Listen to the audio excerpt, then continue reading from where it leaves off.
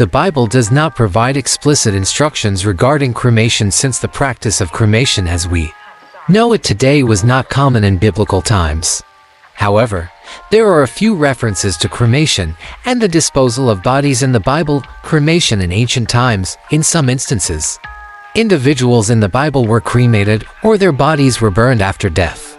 For example, in 1 Samuel 31-12-13, the bodies of Saul and his sons were burned after they died in battle. It's important to note that this was done in a specific historical and cultural context, and it does not necessarily provide guidance on whether cremation is acceptable or not. Biblical views on burial. The predominant practice in biblical times was burial. The Bible often speaks positively about the burial of the dead. For example, in the Old Testament, Abraham purchased a burial plot for his wife Sarah, Genesis 23. And Joseph's request was to be buried in the Promised Land, Genesis 50-24-26.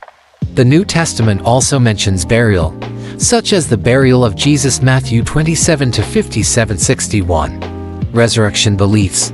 Some Christians consider burial to be a symbol of the hope in the resurrection of the dead. This belief is based on passages like 1 Corinthians 15, where it is discussed that the bodies of the dead will be raised imperishable at the resurrection. In summary, the Bible does not explicitly forbid or endorse cremation, and the practice was not common during biblical times. The choice between burial and cremation is often a matter of personal or cultural preference, and should be guided by individual beliefs and circumstances. Many Christian denominations and individuals have different views on the matter, so it's advisable to consult with religious leaders or adhere to the beliefs of one specific faith tradition when making such decisions.